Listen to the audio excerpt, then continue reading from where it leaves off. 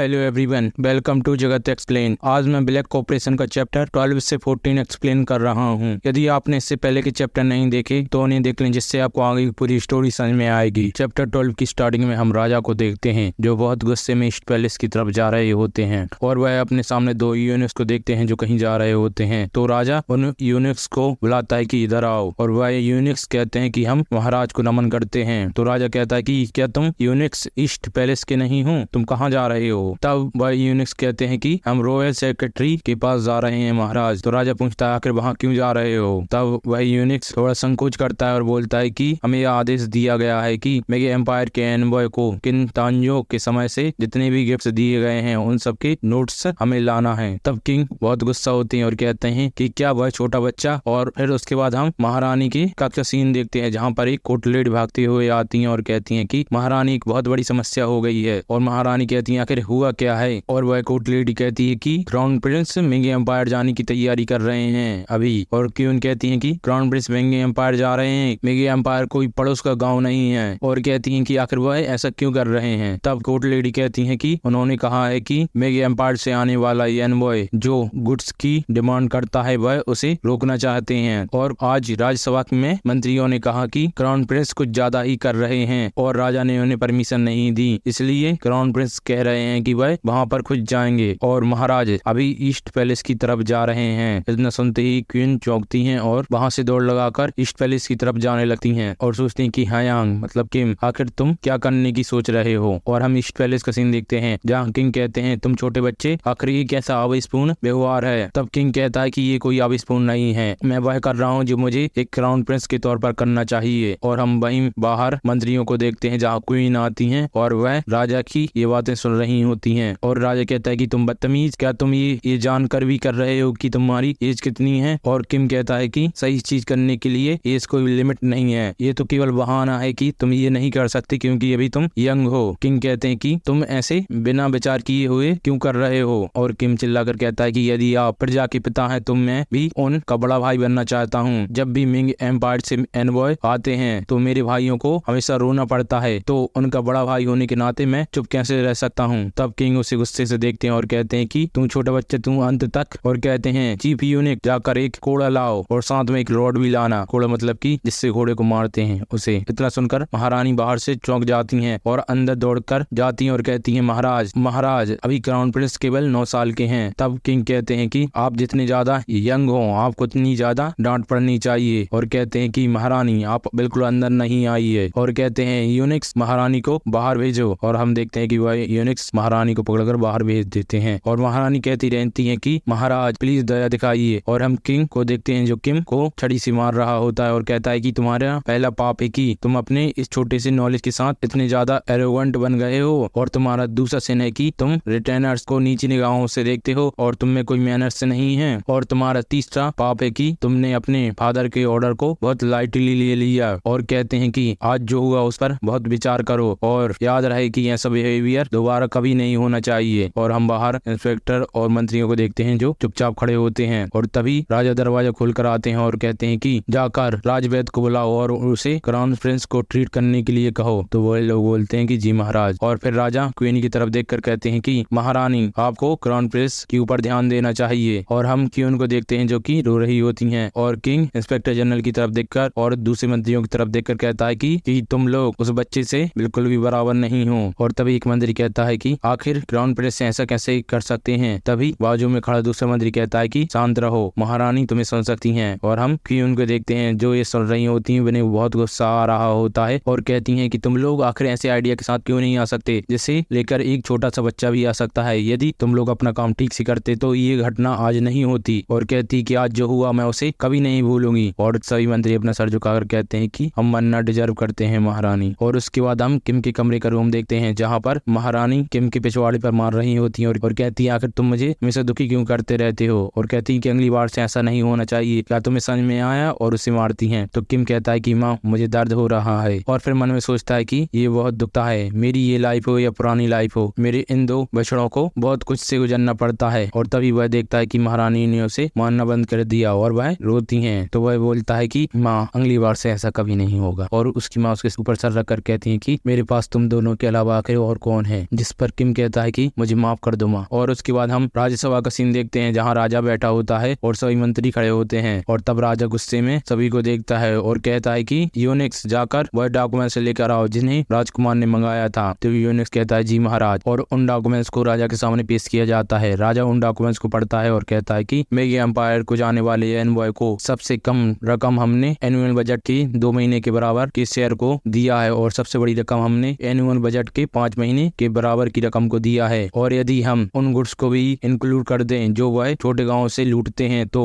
वह सभी हमारे 1 साल के नेशनल बजट के बराबर हो जाएंगी। और कहते हैं मिनिस्टर्स, क्या तुम इसे देख सकते हो? यह वह वेल्थ की डिटेल है जिसे हमने मेगे एम्पायर को सर्व किया है। अभी तक हर साल मेगे एम्पायर को जाने वाली वेल्थ बढ़ती ही जा रही है। तो तुम मंत्री लोग क्या सोचते हो? और गुस्से में हाथ पकड़ कर कहते हैं कि तुम लोग मेरे सवाल का जवाब क्यों नहीं दे रहे हो? क्या तुम लोग ये सोचने में भी असमर्थ हो जिसे एक छोटा क्राउन प्रिंस भी सोच सकता है? तब सभी मंत्री कहते हैं कि हमें माफ कीजिए महाराज, हमें माफ कीजिए। और राजा कहता है कि जाओ जाकर मेगे एम्पायर को जाने वाले एनवॉय के रिप्रेजेंटेटिव और उसके साथियों को 2 घंटे में डिसाइड करो और उसकी रिपोर्ट मुझे दो। यदि तुम 2 घंटे में उन्हें डिसाइड नहीं कर पाए तो मैं तुम सब पर राजद्रोह का मुकदमा लगाकर तुम्हें जज करूंगा। तो सभी कहते हैं जैसा आपका आदेश महाराज। और उसके बाद हम राजा को रात के समय देखते हैं जो तारों को देख रहा होता है। तभी उसके पास महारानी आती है और कहती है महाराज। तब राजा कहता है कि क्या हुआ महारानी? तब महारानी कहती है कि मैं थोड़ी सी फ्रेश हवा लेने के लिए आई थी क्योंकि मुझे नींद नहीं आ रही थी। और कुछ सोचती हैं और कहती हैं कि महाराज आखिर आपने आज क्राउन प्रिंस को इतना ज्यादा कठोर दंड क्यों दिया? मुझे लगता है कि आप आज कुछ ज्यादा ही कठोर हो गए थे। तब राजा चुप रहता है कुछ देर और कहता है कि क्राउन प्रिंस एक समझदार बच्चे हैं, लेकिन एक ऐसा समय आता है जब आप अपनी ही समझदारी के नशे में चूर हो जाते हैं। और कहते हैं कि आज वही हुआ और जिसके कारण क्राउन प्रिंस को मिनिस्टर्स के विद्रोह का सामना करना पड़ा। और कहता है कि एक कहावत है, एक सीधा पेड़ बहुत आसानी से टूट जाता है। और कहता है कि यदि एक राजा अपने मंत्रियों का भरोसा नहीं जीत सकता तो वह अपने लोगों को कैसे देखेगा? तब रानी ये बातें सुनती हैं। तभी राजा कहता है कि मुझे लगता है कि क्राउन प्रिंस एक महापुरुष के नेचर के साथ जन्मे हैं, इसलिए मैं चाहता हूँ कि मैं उन्हें अच्छे से गाइड करूँ जिससे कि वह एक सही मार्ग पर चल सकें। तब रानी खुश होती हैं और कहती हैं कि आपका ये सब्जेक्ट आपके एक्शन के पीछे के डीप मीनिंग को समझने में असमर्थ रहा। यदि आप क्राउन प्रिंस के लिए ऐसा चाहते हैं तो मेरी इसके अलावा और कोई विशेष नहीं है। और हमें इतिहासकार का नोट दिखाया जाता है जिसमें लिखा होता है कि किंग ने डिसिप्लिन सिखाने के लिए क्राउन प्रिंस को बहुत ज्यादा पनिश किया और उसके बाद उन्होंने मिनिस्टर्स को ऑर्डर दिया कि वह मेगे एम्पायर को जाने वाले एनवॉयज के लीडर को अपॉइंट करें और साथ ही उनके सहयोगियों को। और लिखता है कि उस दिन क्राउन प्रिंस के एक्शंस बहुत ज्यादा एक्सट्रीम थे लेकिन उन्होंने उस दिन कुछ भी गलत नहीं कहा था। और लिखता है कि लेकिन ये भी सही है कि कभी कभी आपके एक्शंस आपकी लिमिट से बाहर चले जाते हैं, इसलिए राजा का क्राउन प्रिंस को डिसिप्लिन सिखाना सही था। चैप्टर 13 की स्टार्टिंग में हम किम को देखते हैं जो 2 बच्चों को खेलते हुए देख रहा होता है और फिर हमें बताता है कि ये छोटा लड़का जो अभी बहुत एक्साइटेड है और खेल रहा है वह मेरा छोटा भाई यू है। और कहता है लेकिन ये कोई आम बच्चा नहीं है और बताता है कि आगे भविष्य में जाकर ये इस पैलेस को खून से रंगने वाला है। और हम देखते हैं कि किम का छोटा भाई जोशियन का 7वां राजा सेजो होता है। और हमें किम बताता है कि इस बॉडी के रियल ओनर मुनजोंग को मारने के बाद जब इसका यंग भतीजा डिनयोंग तख्त पर बैठा तब इसने जियोंग योंग यांग, ऊपर नाम लिख दे रहा हूँ पढ़ लेना, को लीड किया था जिससे कि यह अपने राज्य में पूरी तरह से इसके खिलाफ रहने वाले सभी लोगों को साफ कर सके। और हमें बताया जाता है कि जियोंग योंग यांग 1453 में राजा सेजोंग के द्वारा लीड किया गया विद्रोह था जिसमें किंग के साथ देने वाले सभी मंत्रियों को मार दिया गया। और हमें बताता है कि सेजोंग ने अपने छोटे भाई अनपियोंग को जेल में बंद कर दिया। और फिर मास्टर किम को देखते हैं जो बताते हैं कि सेजोंग ने अपने छोटे और बड़े भाई दोनों को छोड़ दिया था और उसने अपने फादर और ग्रैंडफादर को धोखा दिया और उसके कारण जोशियन डायनेस्टी के ऊपर काले घने बादल छा गए। बहुत से इतिहासकारों का ग्रैंड प्रिंस सुयोंग के ऊपर नेगेटिव ओपिनियन है। और किम वहां बैठकर उन दोनों को खेलते देखता है और सोचता है कि ये इनोसेंट बच्चा बड़ा होकर एक तानाशाह बनने वाला है और सोचता है कि मुझे आखिर क्या करना चाहिए। और कहता है कि मुझे इसके बारे में कुछ करना चाहिए इससे पहले कि ये एक तानाशाह वाले साइंस को शो करने लगे। और तभी उसे कुछ याद आता है और कहता है कि अब मुझे याद आया किसी भी ह्यूमन को रिमॉडल करने की मेथड। और हमें बताता है कि जल्दी एजुकेशन और रोट लर्निंग से मैं इसे अपने अंदर काम करवाऊंगा जब तक कि इसकी मौत नहीं हो जाती। और हमें बताया जाता है कि रोट लर्निंग एक ऐसी प्रोसेस है जिसमें चीजों को बार बार याद किया जाता है। और उसके बाद हम किम को देखते हैं जो यू और योंग के पास जाकर कहता है कि good morning, you grand prince Suyong का जन्म का नाम है और योंग ग्रैंड प्रिंस अनपियोंग के जन्म का नाम है। और उसके बाद यू और योंग दोनों किम को गुड मॉर्निंग कहते हैं कि गुड मॉर्निंग हायोंग निम। और तब किम कहता है कि ठीक है, और कहता है कि मुझे ये देखकर खुशी हुई कि मेरे दोनों भाइयों को खेलने में मजा आ रहा है। और यू की तरफ देखकर कहता है कि यू, मैंने सुना है कि तुम्हारा राइटिंग लेसन जल्द ही शुरू होने वाला है, तो क्यों ना तुम आज अपने इस भाई के साथ पढ़ाई करो। जिस पर यू कुछ सोचता है और कहता है कि क्यों। तब किम चौंकता है और कहता है कि तुमने पूछा क्यों, और कहता है कि मैं क्यूरियस था कि आखिर तुम क्या सीख रहे हो। और अपने मन में सोचता है कि तुम कुछ समय बाद मेरे अंदर बहुत ज्यादा हार्डवर्क करने वाले हो, इसलिए मैं नहीं चाहता कि तुम अभी से ढीले पड़ो। और यू कुछ सोचता है और कहता है कि नहीं, मैं अकेले सीख लूंगा। जिस पर किम चौंकता है और कहता है यू रुको। तो यू योंग को अपने साथ वहां से पकड़ ले जाता है और कहता है कि चलो अब हम यहाँ नहीं खेलते क्योंकि हायोंग निम हमें परेशान कर रहे हैं। और किम उन्हें रोकने की कोशिश करता है और सोचता है कि ये छोटा बच्चा। और फिर हम यू को वहां से जाते देखते हैं और फिर हमें पास्ट का सीन दिखाया जाता है जहाँ यू खुश होते हुए दौड़ रहा होता है और कहता है कि जल्द ही डिनर का टाइम होने वाला है। तब क्वीन उसकी मम्मी कहती है कि ऐसे मत भागो, ये बहुत खतरनाक है। और किम भागते हुए दो मेट की बात सुनता है, जिसमें से एक मेट कहती है कि राजकुमार ग्राउंड प्रिंस तो कमाल के हैं। जिसे बात को सुनकर किम वहीं रुक जाता है और उन दोनों की बात चुपके सुनने लगता है। तब दूसरी मेट कहती है कि उनकी छोटी सी उम्र में शायद तुम्हें बहुत अच्छी पकड़ है, जिस बात को यू छुपकर सुन रहा होता है। तो दूसरी मेट कहती है कि हाँ, और साथ ही में उन्हें नेशनल अफेयर्स की भी अच्छी खासी जानकारी है। जिस पर दूसरी मेट कहती है कि आखिर कोई इतनी प्रतिभा के साथ कैसे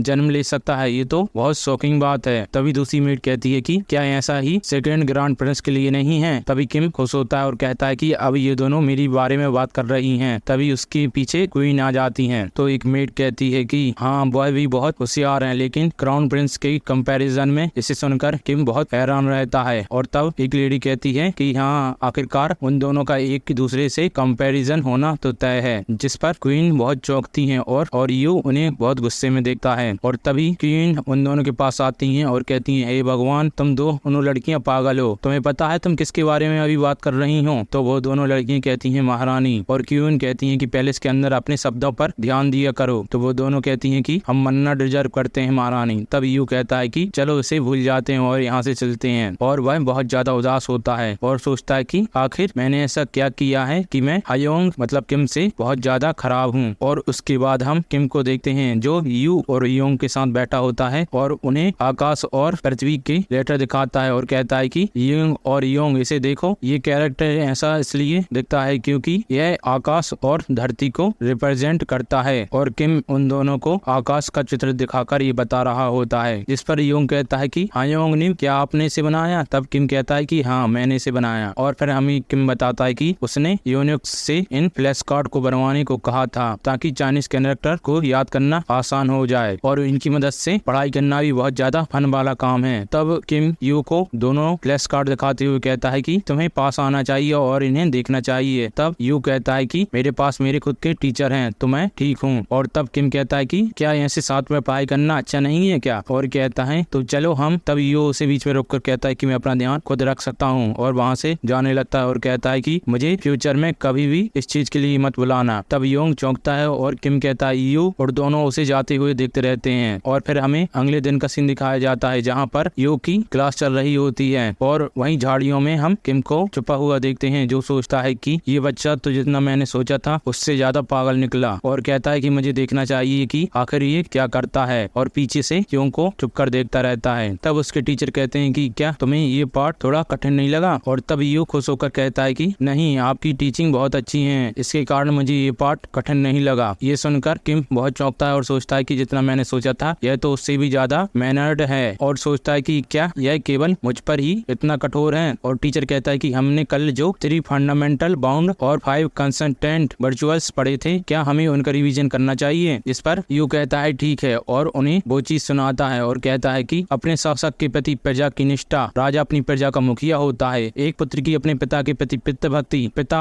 ही उसके पुत्र का सूत्रधार होता है, एक पत्नी की अपने पति के प्रति महिला भक्ति, एक पति अपनी पत्नी का मुखिया होता है। और किम इसको सुनकर चौंकता है और कहता है कि यह केवल 1000 अक्षर नहीं है बल्कि इसे तो 3 फंडामेंटल बाउंड और 5 कॉन्सेंट वर्चुअल्स भी याद हैं। और फिर हम मास्टर सैम को देखते हैं जो कहते हैं कि ग्रांड प्रिंस सुयोंग के बारे में अफवाहें थी और हमें बताते हैं कि ऐसा कहा जाता है कि ग्राउंड प्रिंस सुयोंग को केवल राजा मुनजोंग से नफरत थी, लेकिन ऐसा भी कहा जाता है कि वह मार्शल आर्ट और साहित्यिक कला में बहुत ज्यादा टैलेंटेड थे। लेकिन दिक्कत ये थी कि उनका भाई उनसे भी ज्यादा टैलेंटेड था। और कहता है लेकिन ये सब तो केवल अफवाहें हैं। और हम प्रेजेंट में किम को देखते हैं जो ये सब सोच रहा होता है। यूं को देखकर कहता है कि इसका मतलब इस बच्चे को इस चीज की जरूरत है। और फिर हमें कुछ देर बाद का सीन दिखाया जाता है जहाँ हम यू को तलवारबाजी की प्रैक्टिस करते देखते हैं और वह तलवार चलाना सीख रहा होता है तभी, और वह तलवार से वहाँ लगे खम्भे पर हमला करता है तो उसकी तलवार गिर जाती है और हम वहीं किम को वहाँ आते देखते हैं जिसके पैरों के पास वह तलवार आकर गिरती है। और किम कहता है कि ऐसा लग रहा है कि तुम मार्शल आर्ट्स की प्रैक्टिस कर रहे हो। और कहता है कि जब तक हम यहाँ हैं क्यों ना तुम मुझे तलवारबाजी सिखा दो। मुझे तलवारबाजी के बारे में ज्यादा कुछ नहीं पता क्योंकि मैं हमेशा पढ़ाई करता रहता हूँ। तब यू उसे देखता है और कहता है कि ये इतना ज्यादा भी नहीं है, तुम इसे कर सकते हो। और वह उसे एक हमला करके दिखाता है जिसे देखकर किम कहता है कि ये तो बिल्कुल आसान नहीं लग रहा। और कहता है कि क्या मुझे ऐसा करना चाहिए और अपनी तलवार को पीछे उठाता है लेकिन बैलेंस बिगड़ जाने के कारण पीछे गिर जाता है और चिल्लाकर कहता है कि मुझे लग गई। तब यू चौंकता है और कहता है हयोंग निम। और किम कहता है कि जैसा मैंने सोचा था ये बिल्कुल भी आसान नहीं है। और कहता है कि मुझे अच्छा लगेगा यदि तुम अपने इस भाई को भी ये सिखाओ, आखिर मेरे पास तलवारबाजी में कोई टैलेंट नहीं है। और किम कहता है कि प्लीज ये मेरी रिक्वेस्ट है, जिस पर यू कुछ सोचता है और कुछ सोकर कहता है कि आखिर तुम इसमें इतना खराब कैसे कर सकते हो। और हम दोनों को देखते हैं जो शाम तक ट्रेनिंग करते रहते हैं जहाँ पर किम पूछता है कि क्या मुझे ऐसा करना चाहिए। तब यू कहता है कि तुम्हें अपना हाथ और ऊपर करना चाहिए। तब किम कहता है कि क्या मुझे ऐसा करना चाहिए। तब यू कहता है कि हाँ। और यू कुछ देर शांत रहने के बाद पूछता है कि हयोंग निम, आपने उस दिन वह चीज बनाई थी उसका क्या नाम था। तब किम कहता है क्या तुम फ्लैश कार्ड के बारे में बात कर रहे हो। और दोनों कुछ देर आपस में बात करते ही रहते। चैप्टर 14 के स्टार्टिंग में हम दो लेडीज को बात करते देखते हैं जहाँ पर एक लेडी कहती है कि क्या तुम्हें पता है कि क्राउन प्रिंस ने फ्लैश कार्ड नाम की कोई चीज बनाई है। तो दूसरी लेडी कहती है कि हाँ मैंने सुना है, वह बहुत ही अमेजिंग है। वह लेडी कहती है कि क्या ये सच में है। तो दूसरी लेडी कहती है हाँ मैंने सुना है कि उनसे पढ़ाई करने में मजा आता है। तो वो लेडी कहती है कि यदि ऐसा है तो उन फ्लैश कार्ड्स के साथ तो मेरा बेटा भी चाइनीज कैरेक्टर सीख सकता है। तो दूसरी लेडी कहती है कि हाँ मुझे लगता है। फिर हम देखते हैं जहाँ पर वह लेडी अपने पति से कहती है कि मैंने सुना है कि क्राउन प्रिंस ने फ्लैश कार्ड नाम की कोई बहुत अच्छी चीज बनाई है। तो उसका पति कहता है कि तुम्हें कैसे पता चला। तब वह लेडी कहती है कि मुझे सहयोग से पता चल गया। और वह लेडी कहती है क्या तुम्हें लगता है कि हमें भी वह फ्लैश कार्ड मिल सकते हैं। मुझे वह फ्लैश कार्ड पसंद है, मैं उनसे अपने बच्चे को पढ़ा सकती हूँ। तब उसका पति कहता है कि मैं इसके बारे में कुछ कह नहीं सकता। तो वह लेडी कहती है कि कैसा होगा यदि आप इसके बारे में क्राउन प्रिंस से बात करें। तो उसका पति कहता है कि आखिर मैं उनके सामने कैसे। तब वह लेडी कहती है कि क्या तुम्हें अपने बच्चे की एजुकेशन से ज्यादा अपने सम्मान की पड़ी है। यह हमारी फैमिली के फ्यूचर को इफेक्ट करेगा। और इसके बाद हम बहुत से मिनिस्टर्स को किम के सामने देखते हैं जहाँ एक मिनिस्टर कहता है कि राजकुमार यदि पॉसिबल हो तो क्या आप प्लीज हमें बता सकते हैं कि आपने वह फ्लैश कार्ड कैसे बनाए हैं। तब किम बहुत एक्साइटेड हो जाता है और किम कहता है कि मैंने तो उन्हें अपने भाइयों के लिए बनाए थे। तब वह मिनिस्टर्स कहते हैं कि प्लीज आप उन्हें हमें सेल कर दीजिए, आप जितना भी प्राइस मांगे हमें मैटर नहीं करता, प्लीज हमें उन्हें खरीदने का मौका दीजिए। तब किम कहता है कि यदि तुम इतना कह रहे हो तो मेरे पास कोई और चॉइस नहीं है। और कहता है कि मुझे उन फ्लैश कार्ड के बदले 3 सेम व्हाइट राइस चाहिए। एक सेम 53 किलो का होता है तो 3 सेम 159 किलो के होते हैं। इतना सुनकर वह मंत्री बहुत ज्यादा चौंक जाता है और कहता है कि क्या। तब किम कहता है कि क्या तुमने नहीं सुना, मुझे 3 सेमन पॉलिश राइस चाहिए होंगे। तब वह मिनिस्टर कहता है कि आप कुछ भी कहें लेकिन 3 सेमन राइस तो बहुत ज्यादा है। तब किम कहता है कि ये सच में इतना महंगा नहीं है और बताता है कि पहले स्वयं से हम फ्लैश कार्ड बनाने वाले मटेरियल की कॉस्ट को निकालेंगे और दूसरा स्वयं राजकोष में जाएगा और तीसरा स्वयं मेरे पर्सनल यूज के लिए होगा। तब मंत्री को सोचते हैं और कहते हैं कि क्या मतलब कि आपके पर्सनल यूज के लिए होगा। तब किम कहता है कि वह बुक्स की कॉस्ट होगा और कहता है कि और भी रीजन है और बोलता है कि आजकल बुक्स के बहुत ज्यादा प्राइस हैं। तो तीनों मंत्री को सोचते हैं और एक मंत्री कहता है कि मैं उन्हें खरीदूंगा, मेरी वाइफ आजकल उन फ्लैश कार्ड को लेकर बहुत हंगामा मचा रही है। तो दोनों मिनिस्टर्स उस मिनिस्टर्स की तरफ देखते हैं और चौंकते हैं और कहते हैं कि मैं भी खरीदना चाहूंगा और तीनों खरीदने के लिए तैयार हो जाते हैं और कहते हैं कि यहाँ पर बहुत से लोग हैं जो इन फ्लैश कार्ड को खरीदना चाहते हैं। और किम बहुत खुश होता है और कहता है कि उन्हें कभी भी भेज देना। और फिर उसके बाद हम किंग को देखते हैं जहाँ पर वह अपना भोजन कर रहे होते हैं। वहीं हम कुछ मेट्स को देखते हैं जो घुटनों के बल बैठी रहती हैं और किंग आजू बाजू देखता है और अपने मीट के टुकड़े को उठाकर खाने आने वाला होता है कि तभी किम चिल्लाकर कहता है कि फादर क्या तुम फिर से मीट खा रहे हो। तब किंग कहता है कि ये छोटा बच्चा फिर से आ गया और कहते हैं कि तुम छोटे, क्या तुम्हें नहीं पता कि एक कुत्ते को खाते समय रोकना भी बहुत बड़ा पाप है। तब किम कहता है कि आपको हेल्दी रहने के लिए सामंजस्यपूर्ण भोजन करना चाहिए। और हम राजा के पास दो यूनिट्स को देखते हैं, जहाँ एक कहता है कि क्या हमें इसे बाहर निकाल देना चाहिए, तो दूसरा कहता है कि इसे तब तक यहाँ रहने दो जब तक राजा हमें आदेश नहीं दे देते। तो राजा कहता है कि तुम मेरे भोजन के बारे में क्या कहना चाहते हो कि यह सामंजस्यपूर्ण भोजन नहीं है, यहाँ देखो इसे। और हम देखते हैं कि वहाँ पर चिकन होता है, पोर्क होता है, बीफ होती है। और तब किम कहता है कि ये कैसे सामंजस्यपूर्ण भोजन हो सकता है, ये पूरी डिशेस मीट से बनी है और आप तो हरी सब्जियों को टच भी नहीं करते। तब किंग कहता है कि ये छोटा बच्चा।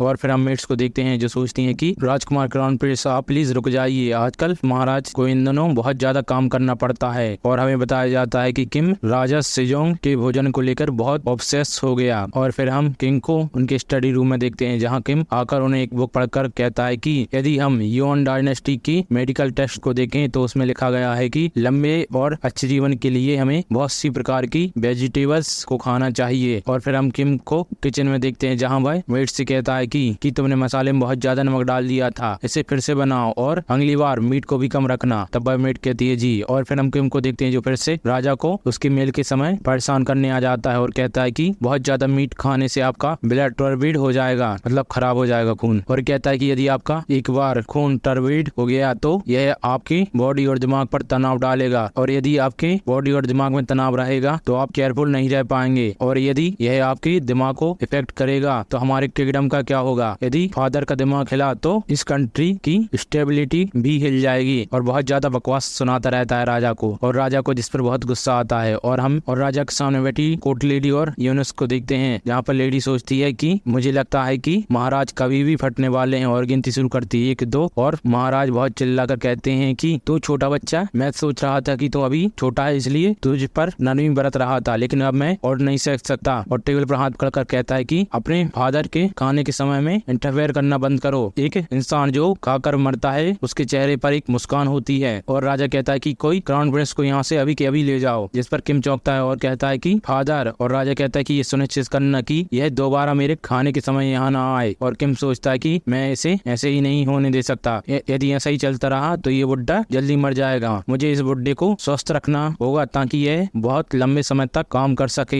जिससे मेरा फ्यूचर बहुत कंफर्टेबल हो। और सोचता है कि अभी राजा की डाइट मैनेज करना बहुत डिफिकल्ट है। और फिर हम यूनिक को देखते हैं जो क्राउन प्रिंस से माफी मांग रहा होता है रूम से बाहर निकालने के लिए। और किम सोचता है कि मुझे क्या करना चाहिए। और हम राजा को देखते हैं जो कहता है कि जाओ जाकर और मीट लेकर आओ। और किम सोचता है कि मैं क्या करूं ताकि ये बुड्ढा अच्छी लंबी स्वस्थ जिंदगी जिए। तभी उसे एक आइडिया आता है और कहता है कि एक मेथड है। और फिर हम उसके बाद मास्टर गोंग को देखते हैं जो एक लकड़ी को राउंड कर रहे होते हैं। तो किम कहता है कि ये ऐसा नहीं है, इसे फिर से राउंड करो। तब मास्टर गोंग कहते हैं जी। और हम वहीं दूसरे लोहार को देखते हैं जो सोचता है कि आखिर क्राउन प्रिंस हमने ऐसी अजीब सी चीज बनाने के लिए क्यों कह रहे हैं। और वहीं मास्टर गोंग सोचते हैं कि कुछ दिन से क्राउन प्रिंस बहुत ज्यादा यहाँ पर आ रहे हैं। और फिर मास्टर गोंग क्राउन प्रिंस को रस्सी देकर कहते हैं कि ये कंप्लीट है। जैसे ही किम उसे पकड़ता है तो वह टूट जाती है, और वह चिल्लाकर कहता है कि इसे ऐसी नहीं बनानी थी, इसे फिर से बनाओ और अगली बार इसे और मजबूत बनाना। और फिर हम देखते हैं जहाँ पर किम बार बार मास्टर गोंग से उस रस्सी को बनवाता रहता है। और फिर हमें राज्यसभा का सीन दिखाया जाता है जहाँ किम खड़ा होता है, और हम राजा को देखते हैं जो सोचता है कि इस बार क्या लाया है ये। और सभी मंत्री किम की तरफ देख रहे होते हैं, और किम के हाथों में एक प्लेट में रस्सी और घंटी होती है। तो किंग पूछता है कि इस बार ये क्या है। तब किम कहता है कि मैंने ये आइटम फादर की हेल्थ को लेकर बनाया है। तो किंग पूछता है कि क्या ये मेरी हेल्दी रहने में सच में मदद करेगा। ये तो बिल्कुल एक साधारण सी रस्सी दिख रही है, जिस पर किम कहता है कि ये कोई साधारण रस्सी नहीं है, बल्कि ये बहुत ही अच्छा प्लान है जो आपकी हेल्थ का ध्यान रखेगी फादर।